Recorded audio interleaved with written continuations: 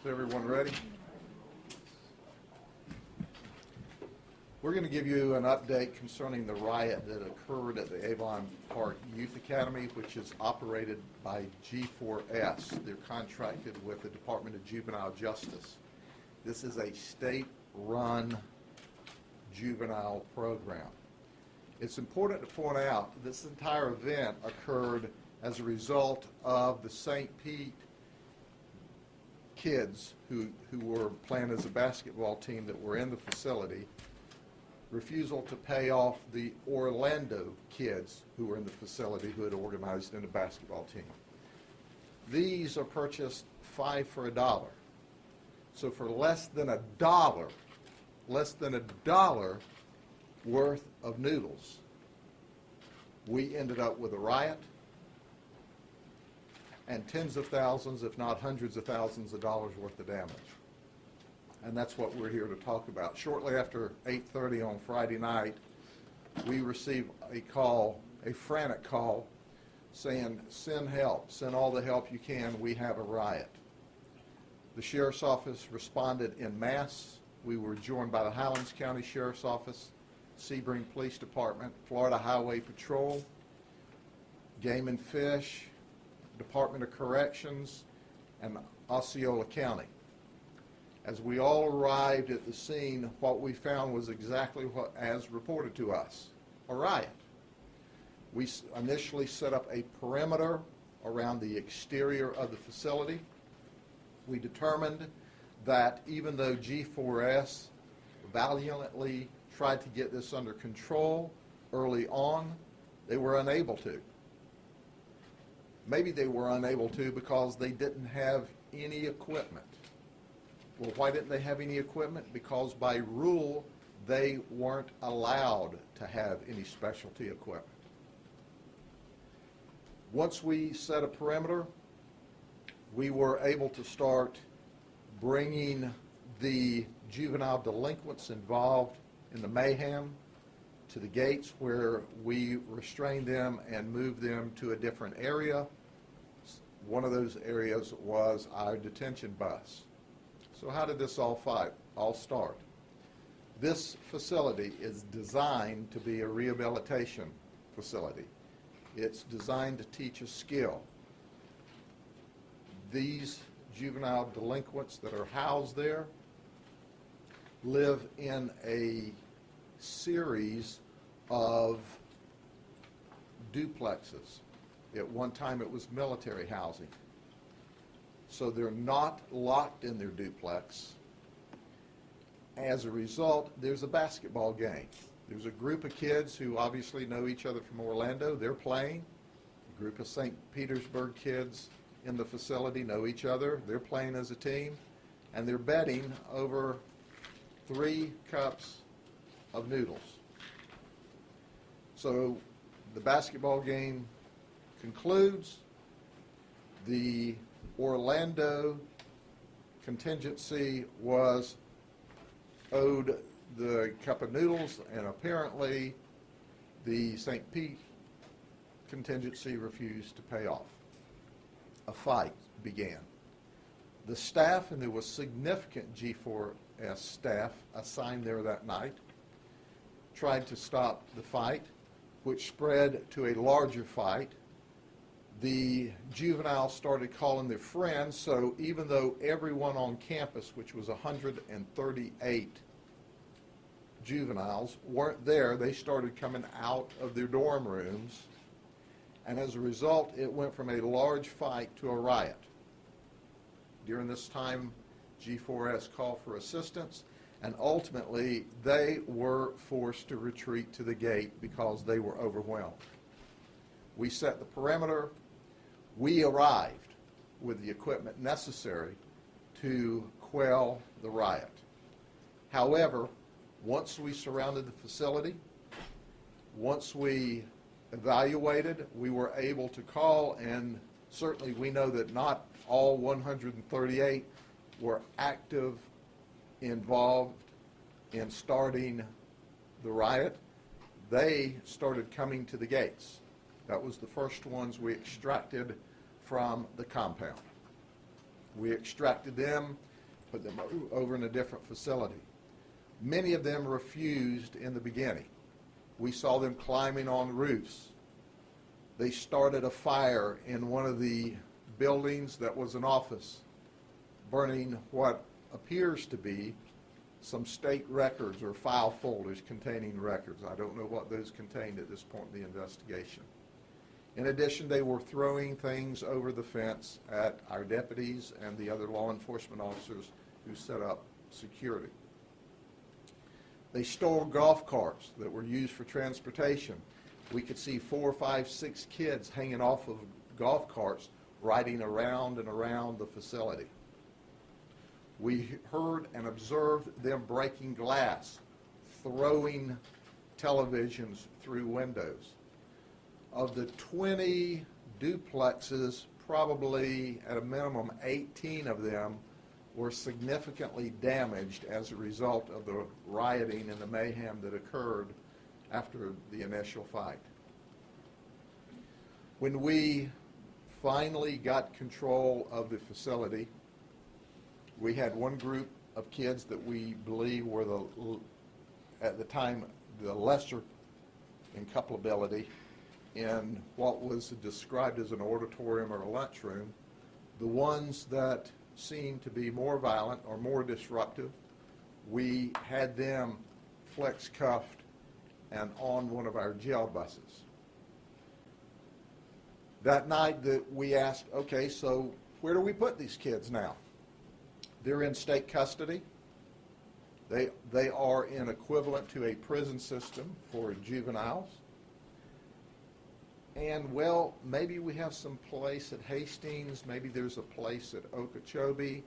Well, we've got this big criminal investigation we've got to do. We've got to talk to all the G4S staff. We've got to talk to all the juveniles involved in the event. And ultimately, because their housing had been totally destroyed, they had no place to go. I can't imagine a juvenile criminal without a proper jail facility. So we offered to loan them one of our buildings at the South County Jail. And that's what we did. G4S is still in possession of the kids, not the sheriff's office. They're going by the DJJ G4S rules. We're only loaning them the building at this time.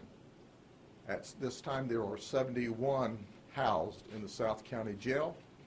We have them separated by sight and sound.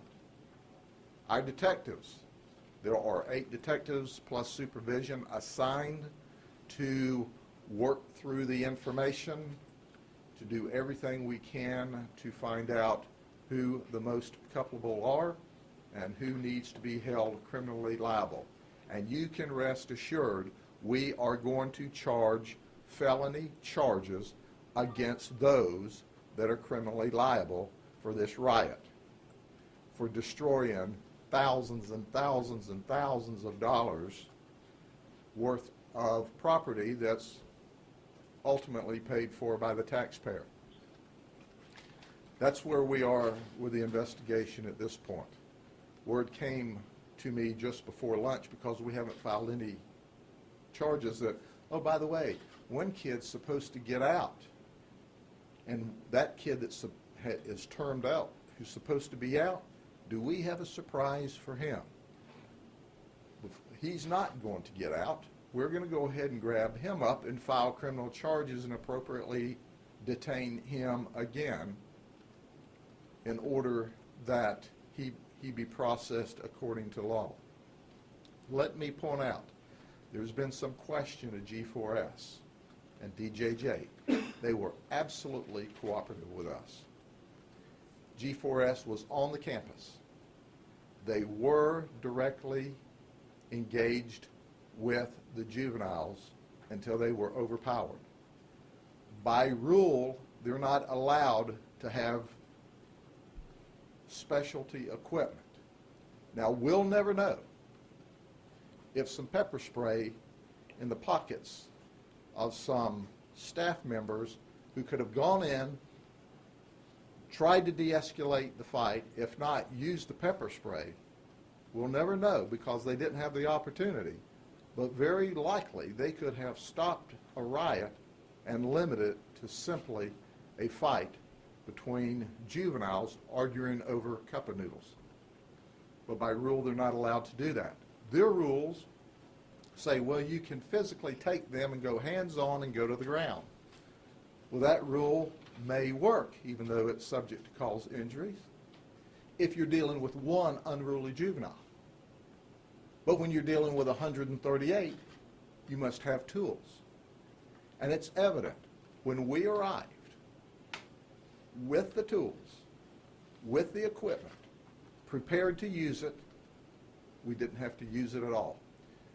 No one resisted our efforts to come into custody. What was interesting to me, I expected the hardcore last few who was originally refusing to come to the gate, that we would have to go in and physically take them. All 138 came to us. The biggest group came, and then I guess they looked around and said, uh-oh, my buddies are gone. Some more came, and then it got to be, I don't want to be left in here when those dudes with the helmets and the gas comes in here. I don't want to be in here and face them. And so they all came, and we took them peacefully into custody. Are there any other questions? Any questions? You mentioned generically that if you had the right equipment, you probably could quell the riot. You mentioned pepper spray, but there are other things that might have helped as well. Can you expound upon that? Whenever we go into a circumstance where there's a large fight, we provide helmets, we provide pepper spray, we provide tasers, we provide riot protection. Now, certainly when you're on a campus with youth, with juveniles, you can't garb up and wear this equipment just on normal day-to-day, but you can carry some safety equipment with you. Ladies and gentlemen, they weren't derelict. They weren't allowed to carry that by rule. They were following the rules. Some want to be critical of G4S. They tried really hard to the information that's been brought to us early on in this investigation. They tried really hard to get this under control, but they were overwhelmed by the sheer volume of people who wanted to be out of control all at one time. Yes, ma'am. Is this a G4S rule or a DJJ rule? It's a DJJ rule. Will you be lobbying DJJ to change that rule? No, ma'am, that's DJJ's business. It's your business to keep your folks safe, and your folks are potentially in harm's way. I have the equipment to deal with the issue. How DJJ deals with it, I've long made my voice known about what I think about their protective rules for their staff, but I'm not going to engage them anymore. That's their business. However, they all will receive a bill for this from the sheriff's office and the other agencies.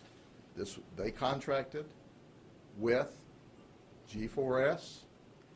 It's a private business, it's a private enterprise, and the response that we had to provide was above and beyond normal police response. So we'll be sending them a bill once we get the total cost tallied. So I'm hearing that perhaps you have brought up this concern to DJJ before. We have a philosophical difference of opinion. They think they have a good rule, and it works for them. Not for you. Not for me. But you do have minors in the jail facility here, and you have other things such as surveillance tape and the ability to lock down that they don't have. We have a totally different environment than we saw there. Yes, we have a facility here that we handle juveniles. The level of juveniles we handle here, in some cases, they are far more dangerous even than the ones that were supposedly in that facility. We have video surveillance so we can watch the kids. We have pepper spray. We have de-escalation techniques. We have a different set of rules, but we have a different environment here. They deal with much the same kind of kids. Some of ours are more violent. but they handle them as a program as opposed to waiting for adjudication. So there's going to be different rules, but when it comes down to rules of engagement, when a situation can't be de-escalated, can't be worked through verbally, at some point in time you must have the equipment and the tools and the training. You owe that to all the other kids in the facility. 7 kids went to the hospital as a result of that event. I'll be the first to tell you, I suspect the vast majority of them went to the hospital because they injured themselves breaking out glass. One kid was run over by a golf cart. Now, I don't know if they intentionally ran over him or he fell off of the golf cart and it rolled over him while they were all frolicking with their mayhem.